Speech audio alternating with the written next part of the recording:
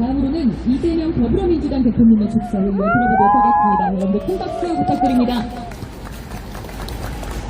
이재명 대표님과 오세훈 시장, 김진표 국회의장, 김기현 등이 참석했습니다. 저도 잠시 다녀왔는데요. 현장에서 대표님을 지켜보니 표정이 밝지가 않으셨습니다. 윤이 난리치고 민생이 엄중한 상황에서 오세훈과 김기현 옆에서 이런 행사에 오래 있기가 불편하셨을 수도 있겠다 싶었습니다. 그래서였을까요? 대표님은 행사 끝 무렵 오세훈과 김기현을 떠나서 단독으로 광화문 광장에서 시청 앞 이태원 분향소까지 걸어가기로 결정하셨고 시민들과 함께 700m 거리를 이동하셨습니다. 700m 이동 과정 중에서 시민분들이 힘내라는 말도 하시고 응원도 하시자 그제야 표정이 밝아지셨습니다. 역시 이재명 대표는 시민들과 함께 있는 모습이 잘 어울렸습니다. 그 모습도 잠시 보시겠습니다. 이재명! 이재명! 이재명! 이재명!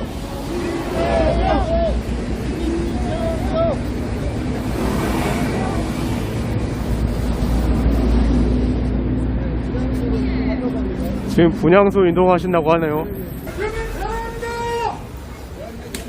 또한 언론이 많이 비추는 보도 사진전에는 온 오세훈 시장은 이태원 참사 분향소에는 얼굴도 안 비추고 오히려 철거를 지속적으로 요구하고 있는 상황인데요.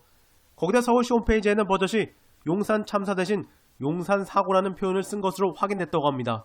이런 가운데 이재명 대표는 직접 서울시청 앞 분향소를 찾았고 유족들을 위로하셨습니다.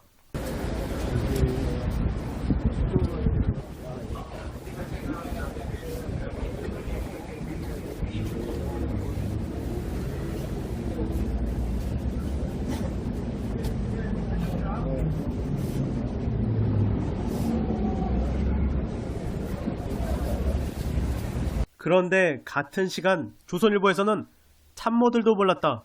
윤 장애인 유튜브 채널에 직접 깜짝 댓글 기사가 나왔습니다. 참모들도 몰랐다는데 기사는 대통령실 발로 막 쏟아졌습니다. 나라가 망하게 생겼는데 술 마시고 댓글놀이 중인데요. 윤은 장애인 돌봄 서비스 대폭 보강하겠다고 썼다는데 장애인 복지 예산이 전 정부 때보다 대폭 삭감되는데 무슨 돈으로 보강을 한다는 것일까요?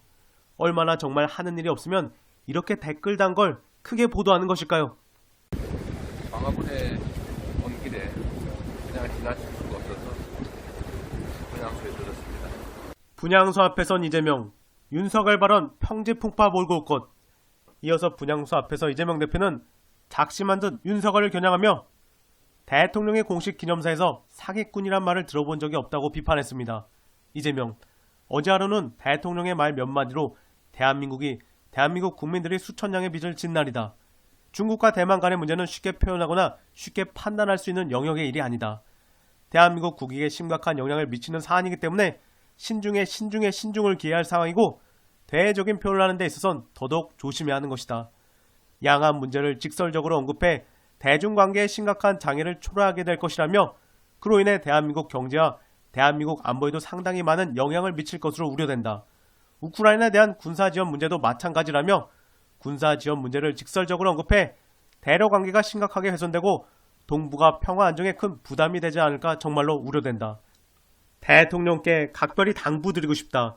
개인이 아니라 5천만 명을 대신하는 대리인이고 이 나라의 운명을 책임지는 자리에 있다.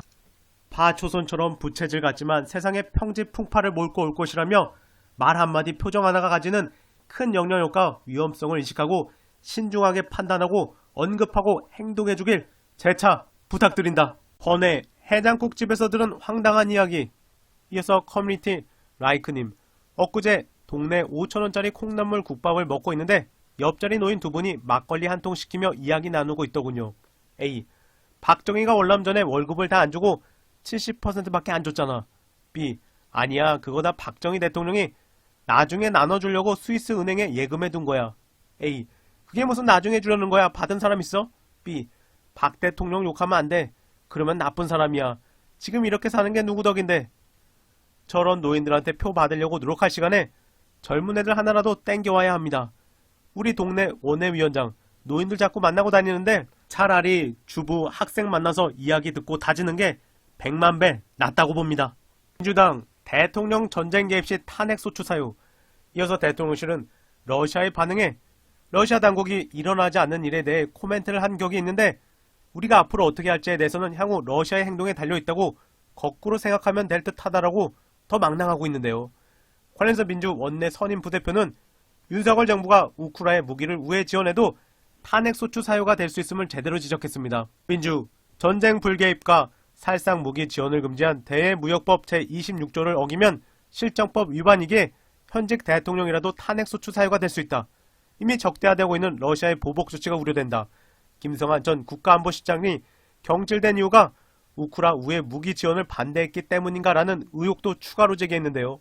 이제 민주당도 행동으로 보여야 할 것입니다.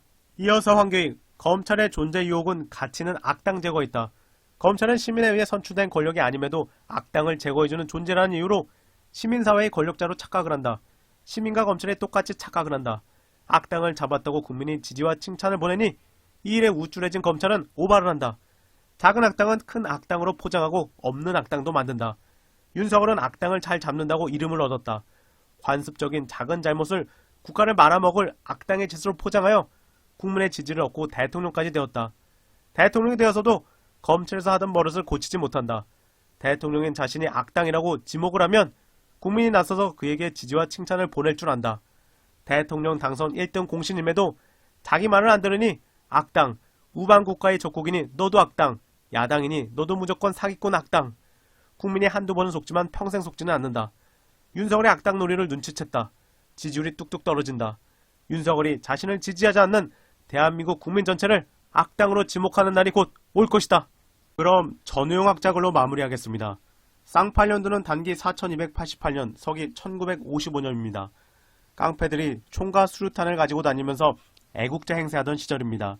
이 해에 서울 명동 사보이 호텔에서 깡패들끼리 싸움을 벌였고 그 과정에서 수류탄이 터졌습니다. 오죽했으면 쌍팔년도 시절이라는 말이 두고두고 인구에 회자되었을까요? 이승만 정권은 깡패들을 동원하여 국민을 억압했을 뿐 아니라 국가 권력의 행사 방식 자체가 깡패들의 폭력과 다를 바 없었습니다. 이런 총체적 불의에 목숨을 걸고 항거한 운동이 4.19입니다. 우리 헌법이 불의에 항거한 4.19 민주이념을 계승한다고 명기한 것도 이 때문입니다. 이 정부가 혈세를 퍼부어 이승만 기념관을 짓겠답니다. 4.19 때 희생된 분들과 그 유족들에 대한 2차 가해자 헌법 위반입니다. 헌법에 명기된 불의를 기념하려면 이완용 기념관부터 지을 일입니다. 이승만 정권 자체가 총체적 불의였다. 그런데 지금 이 정부는 수백억 원의 혈세를 들여 이승만 기념관을 짓겠다고 한다.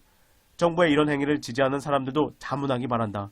지금 쌍팔년도로 되돌아오고 싶은지, 그 시대를 지배한 욕망과 그 시대로 돌아가려는 욕망은 불의한 욕망이자 더러운 욕망이다.